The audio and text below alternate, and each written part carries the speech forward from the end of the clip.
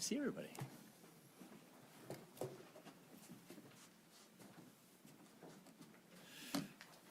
All right, well, good afternoon, everyone. Thank you very much to everyone for being here today. First of all, I want to mention that we are, of course, gathered here today on Treaty 6 land, and we respect the histories and language and the culture of our First Nations and Métis, Inuit, and the First Peoples of Canada, whose presence continues to enrich and be a vibrant part of our community. And thank you to West Yellowhead MLA Martin Long and Mayor of Whitecourt Tom Pickard for being here as well today. The hazard season this year was unprecedented and a real test of strength for Albertans and their communities. As many of you know, it was the first time in Alberta's history that a province-wide state of emergency was declared. Following the relentless fury of the wildfires that swept through the province, leaving devastation in their wake, nature dealt another blow in June with a significant flooding in Edson and Whitecourt and Yellowhead County and Woodlands County. Still grappling with the disruption of wildfire evacuations, many residents in these communities now found themselves having to flee again to escape the flooding. As you can imagine, this was an incredibly challenging time for these folks, made even more difficult for those returning to damaged homes and businesses. We recognize that recovering from this kind of disaster is a challenging task, which is why the Alberta government is stepping up to help. Today, I'm pleased to announce that the Alberta government is allocating up to $68 million in new disaster recovery program to help communities and residents shoulder this financial burden.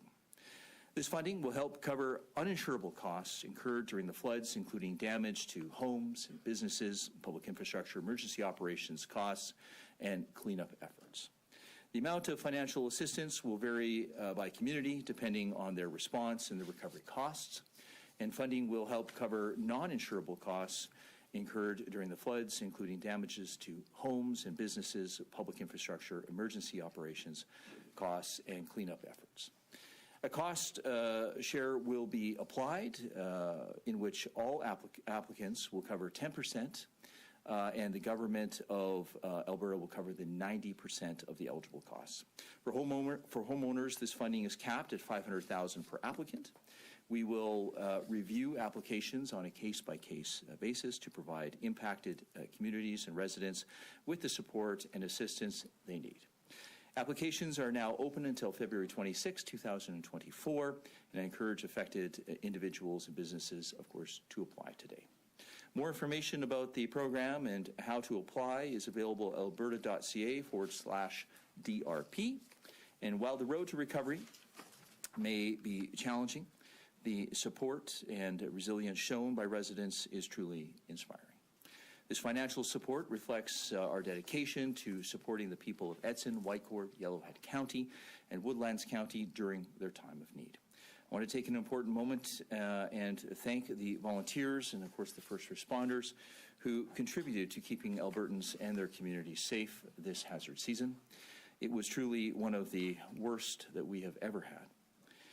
We can all be proud of their collective efforts and our resiliency in the face of so much adversity. I, along with these impacted communities, are grateful for your heroism during a time of true crisis. We want to thank you for your bravery and commitment to our safety, and we will continue to work closely with you to help recover and make our communities even stronger.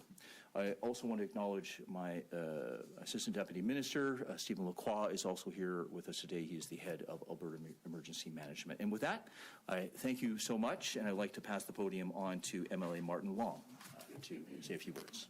Right, Martin. There you are. Thank you, Minister Ellis.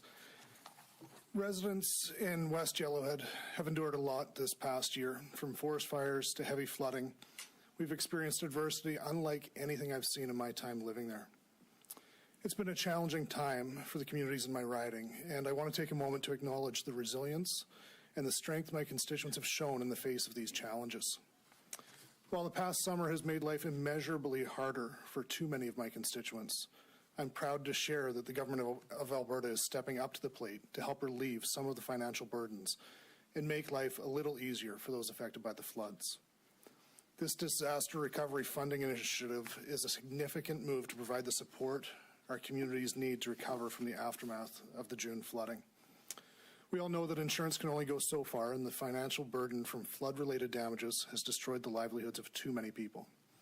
That's why this initiative is designed to specifically address those uninsurable costs, helping my constituents rebuild and recover without the heavy financial strain.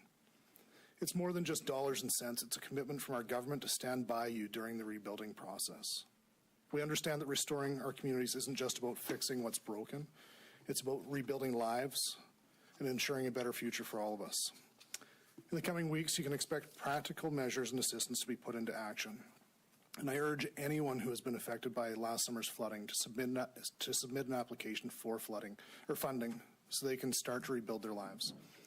This is a collective effort, a partnership between the government and our communities. Together we can and we will overcome these challenges and emerge stronger than ever.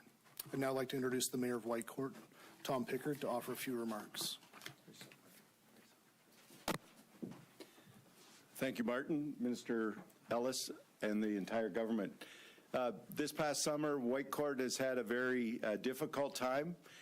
We had significant fire, smoke issues early in the year, and then in mid-June, the McLeod River Basin and the Athabasca River Basins received the most rain we've seen in many, many years. And our community and our region suffered significant damage. Our infrastructure in town, there was other areas where public and private people, the golf course, significant damage.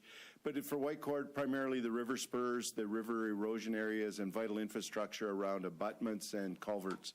These all are significant, and we really, really appreciate the provincial government assisting us in making this better for our community and working on fixing these areas, and our entire region. Woodlands, Yellowhead, Edson, and Whitecourt all suffered significant damage, and we truly appreciate the government's efforts to help us rebuild.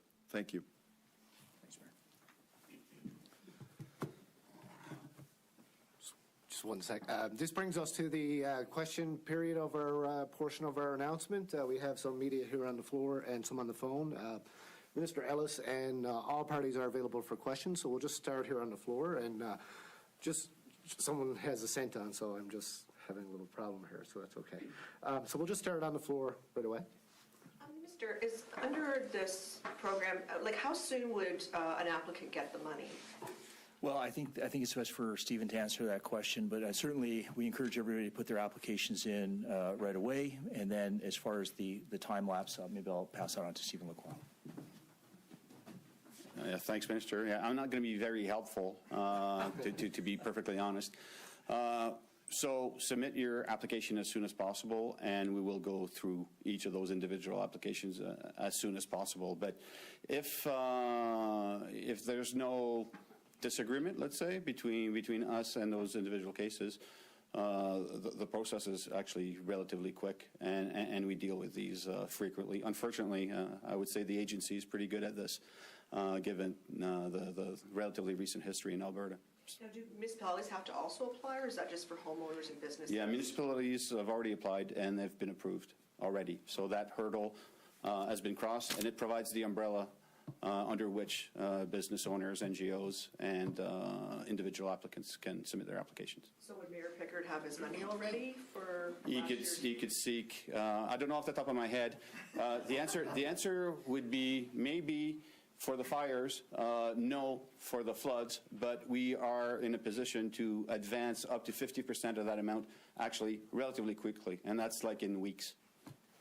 Mayor Pickard, can you update us on the cost estimate? I think back in September, City Council was estimating $2.6 million between the flooding and the fires. Is that still accurate? Right, just between 2.6 and 3 million for Whitecourt. Yes, that was the flooding damages that we had sustained primarily in Festival Park, and then the spurs along the river, and then the other culverts and abutments. That's primarily where our damage is in town. I know my county neighbors had significant other damages, but I don't know what their numbers are. I'm also wondering, Minister, we learned about this $68 million in the most recent fiscal update, if we're talking about the same thing. I think in the fiscal update it was called assistance for summer flooding. I think today we're referring to spring flooding, but I think it applies to the whole season. It does. Right? Yeah. But we also heard from officials that that number may change depending on federal reimbursement for their disaster funding. So can you outline, and I think that the number they threw out was $102 million in federal support that we saw in the fiscal update. Can you outline what eligibility requirements there are for the province to then get that money back, and how much you might be expecting back Sure. from the feds? I'll talk on, we'll say, the higher level and the relationship with the federal government, and I know Steve will come in with the more specifics. But despite what people think, I have a really good relationship with my counterparts in the federal government. Minister Blair, Minister Sajjan. We actually work very collaboratively together. We worked collaboratively during the natural disasters over this past year, and I appreciate the support that they were able to provide Alberta. And I know that they appreciate the support that we were able to provide in the folks that were displaced from the Northwest Territories, as an example. So we have a very good relationship. And as far as the detailed parts of that question, I'm going to pass it over to Stephen. Thank you. Yeah, thanks, Minister. I think I'll be a bit more helpful on this one. So yes, we are in an agreement with the federal government for reimbursement for disasters. So are the other 9 provinces and 3 territories.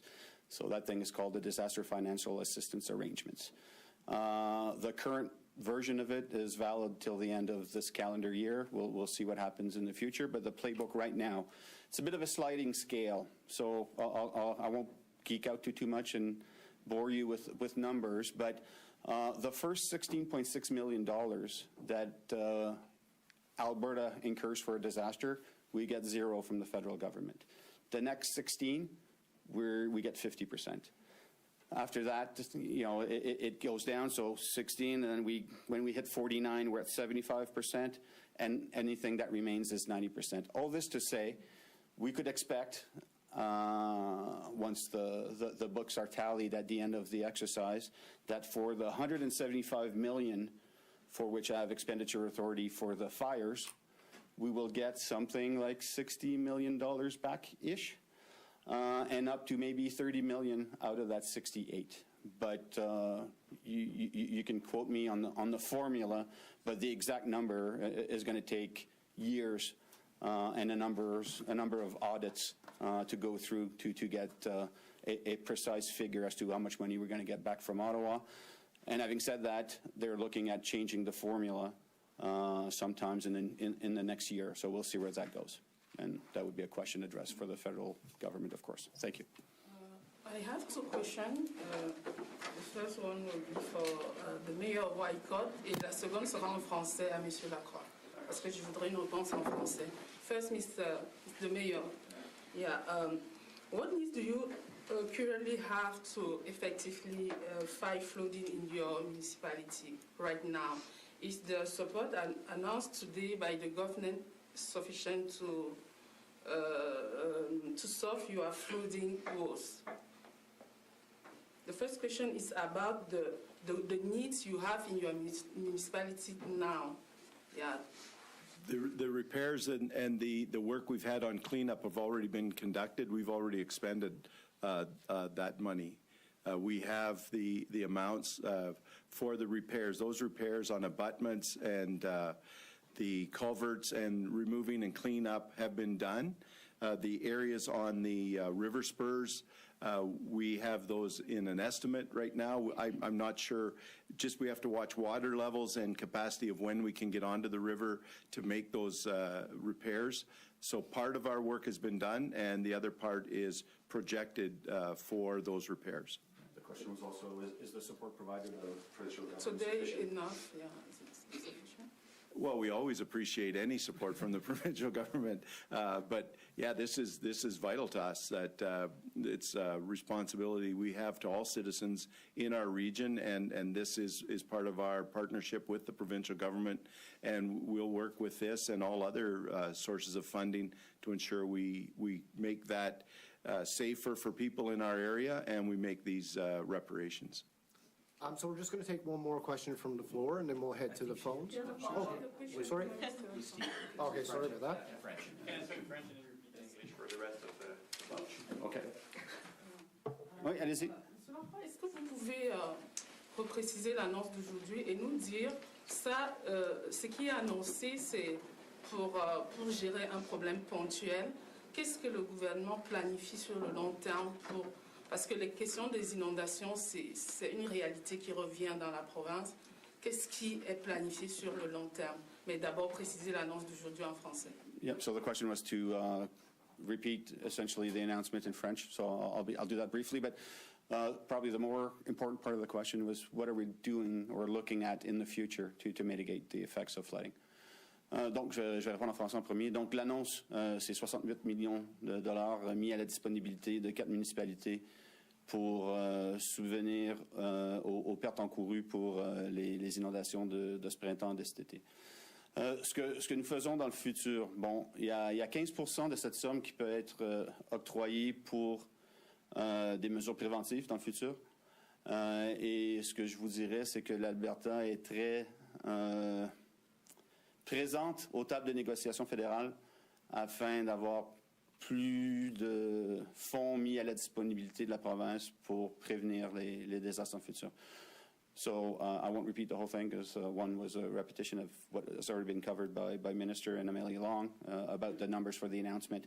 But what I said is that 15% of that amount, 15% of that $68 million can be applied to mitigation. And the last bit that I covered there as well is that personally, I don't think that the 15% is necessarily sufficient to deal with what we're facing collectively in terms of natural disasters. And I, for one, and I know the government of Alberta has been very vocal with federal counterparts as future announcements are made by Ottawa, changing, again, those disaster financial assistance arrangements and other federal programs to make more monies available for mitigation programs. Thank you. We'll just take two more from the floor, actually. So, Catherine, you want to go ahead? Yeah. So I guess on that topic, if I'm remembering, in March, you kind of changed the rules for the disaster recovery for homeowners, and it's not only the $500,000 cap, but it's one-time funding only. Are you reconsidering that as we see an increase in disasters and perhaps more uninsurable damage as years go on? Well, I think we go down a very slippery slope if we're starting to provide funding for uninsurable losses, because why would people have insurance, right? So we have to look at the insurable issues that are coming forward, and I think that Assistant Deputy Minister Lacroix is very good at what he's doing. When you were talking about mitigation as an example, I think you may have touched on that, or if I not, I certainly may have misheard you on that. But when it comes to mitigation, sure, we're working with the federal government on this. We have been very respectful on them, and it's not just myself, it's been other provinces as an example. We do believe that the federal government could do more to help the provinces when it comes to mitigation.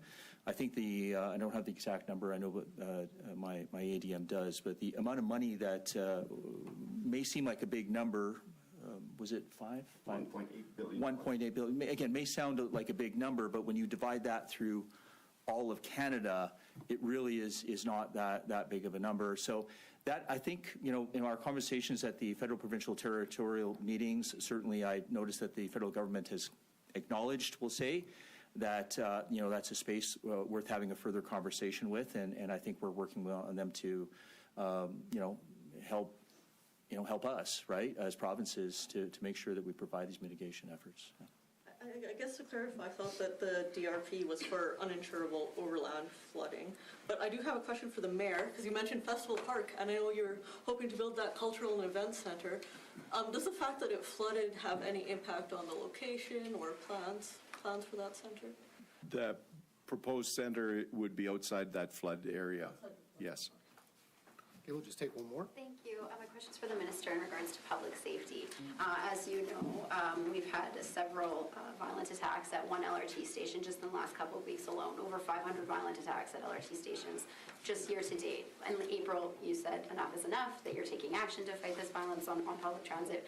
Can you give me an update as to what the province is doing to curb this violence and whether or not those 50 officers you promised back in April have been hired? So, I gotta be careful here. There's an announcement coming, so there's gonna be a media announcement coming. But I think that's all I will say in regards to the 50 officers in both Calgary and Edmonton. So I will say at a very high level, of course, our commitment is to make sure that we have the boots on the ground, that we make sure we have the officer presence, and we know that officer presence matters.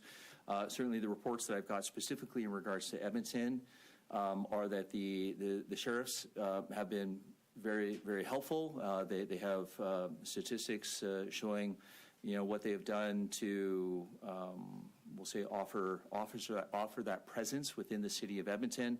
Also helping people direct them to the necessary social services, which I think is vitally important. Again, you've heard me say this in a very high level, that this is, our paradigm shift here is that we are not going to be an arm of the state. We'll be a extension and reflection of the community that we serve. And so I've seen that, and I've seen that shift in the way officers have been interacting with individuals. And our goal right now is, and this is, may sound corny, but it really is truly to help people, and that is kind of the goal that I have, that this government has, and regards to the violence that is occurring right now. Look, yes, I do say this, enough is enough. I mean, I guess I will say I am certainly appreciative that C-48 has passed, but as I have also said, we will see if it has the effect that we hope it's going to have. And the position that I have still has not changed.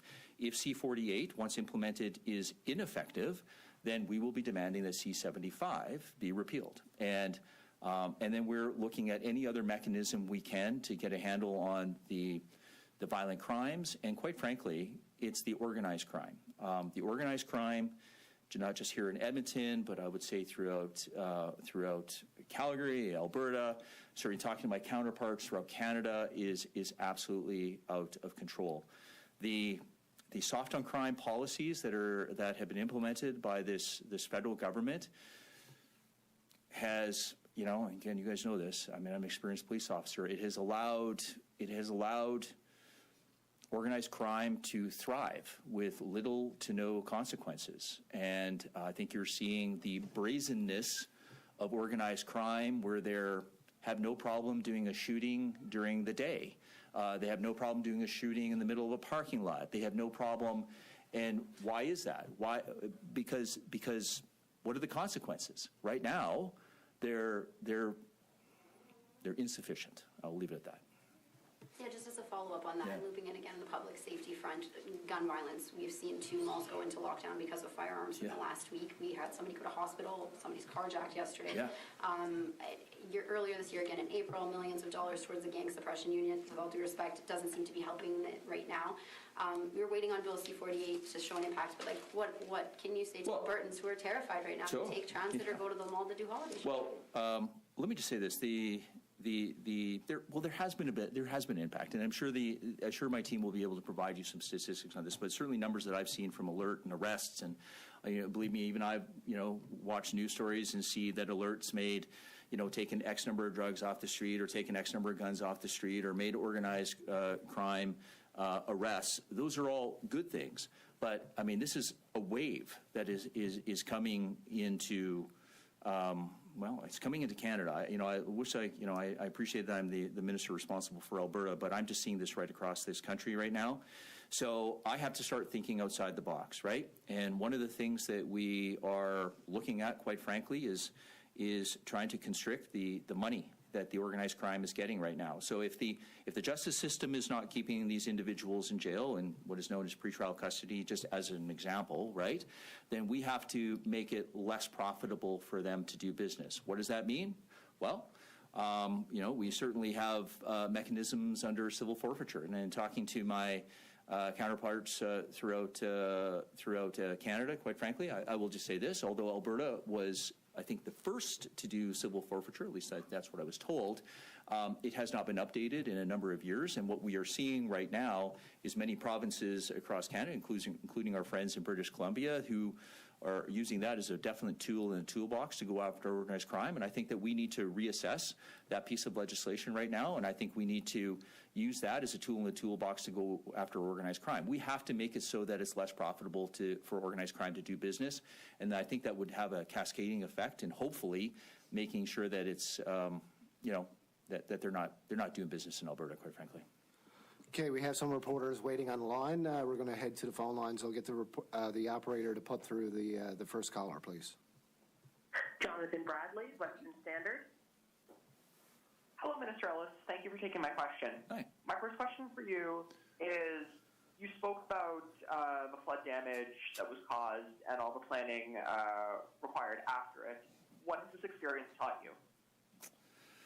Well, one thing I tell Stephen and the team is, and although I would say that even my friends in the federal government, and yes, I use the word friends, I do get along with them. Yes, I have to say that. They have outlined that Alberta Emergency Management, and it's the kudos has to go to Stephen and the team, did an outstanding job. One thing I learned in command is that we don't rest on our laurels. We have to say, what could we have done better, and what could we have learned from the things that did not go perfectly, as an example. So right now I'm waiting for an after-action report from Stephen Lacroix, and I would just say this: I'm always looking to improve. I'm always looking to make sure that we are prepared going into the next fire season, as an example. And one thing that I talk about all the time is I want consistency throughout this province. The same services that we get in Calgary and Edmonton should be the same services that we get everywhere in this province. So that's one thing that I'm striving for right now. Thank you. Did you have a follow-up question, Jonathan? Yes, I did. So with these floods, one of the main causes of them was climate change, and obviously various areas haven't adapted to that, to prevent damage.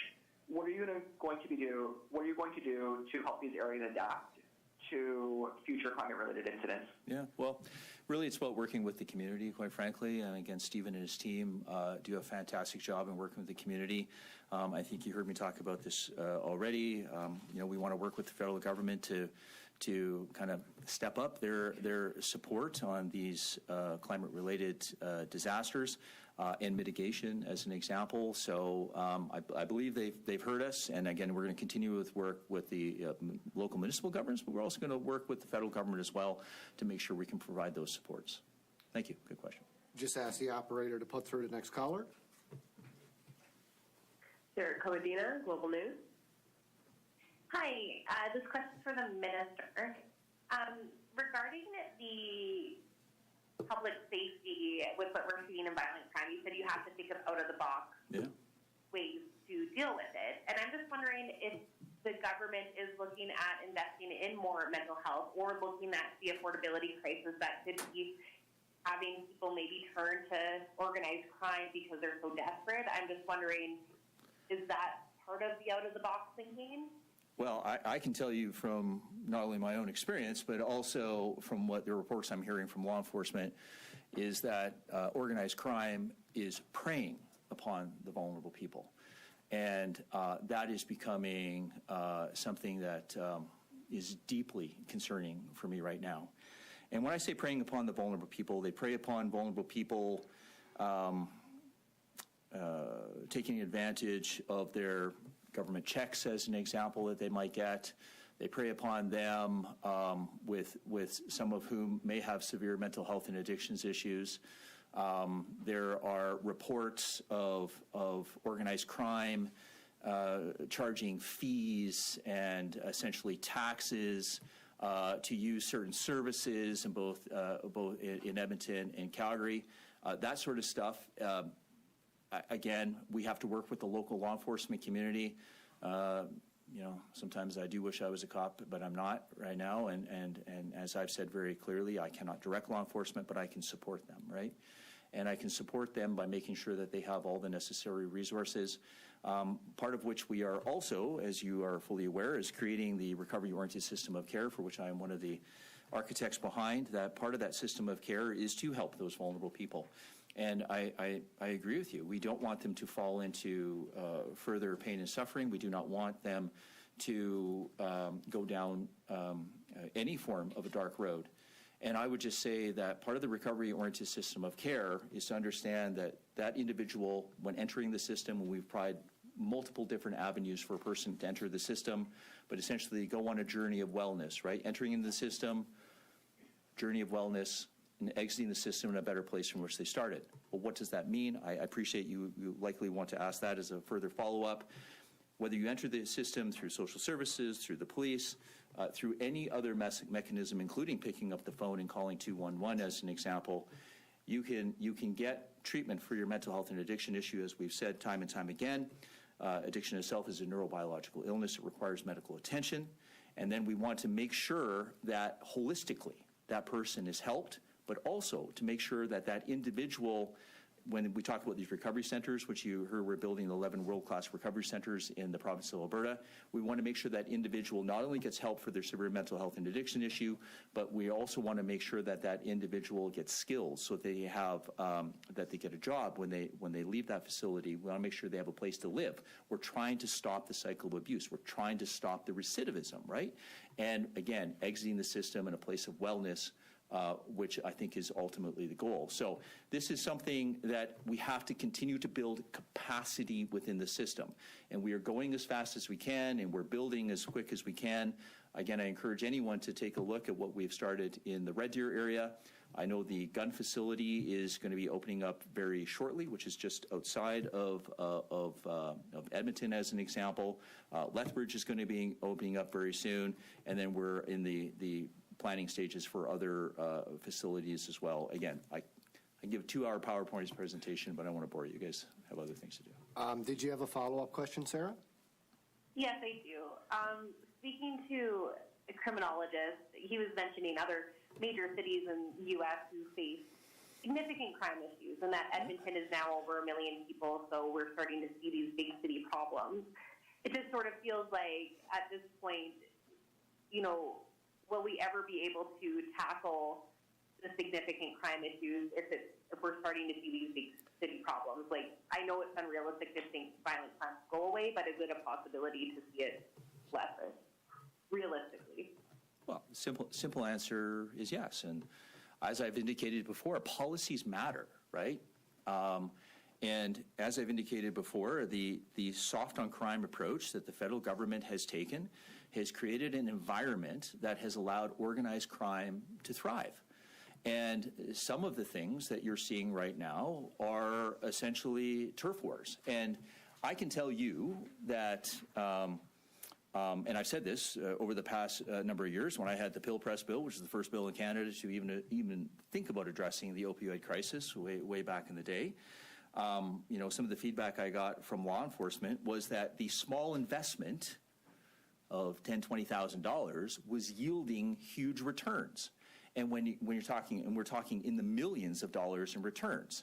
And when you're talking about that level of profitability, and then you're talking about the likelihood of going to jail is quite slim, then that is a risk that organized crime is willing to take. So when I say organized crime, I'm not just talking about a local group that has been started in whatever that municipality might be. We are seeing organized crime coming in from all across the world. We're seeing cartels coming here and setting up shop. Again, it's the level of accountability, risk versus reward. And if I cross the border and I do the same thing in one of the states, I'm looking at going to jail for X number of years. When I'm doing the same thing in Canada and I'm looking at, well, first of all, it'll be tough to keep the person in pretrial custody. And then secondly, if I do get convicted, what's the consequence? What, house arrest or less than 2 years in jail? Again, organized crime is going, yeah, for millions and millions and millions of dollars, they're willing to take that risk. So again, you heard me say this. I have to figure out ways how to think outside the box to constrict it so it's not profitable for them to continue to do business in this province, but also making sure that we are trying to keep the public safe. That's all the time we have for today. I'd like to thank everybody for coming. If you have any follow-up questions, you can just email me. Thank you. Thanks, everybody. Appreciate it.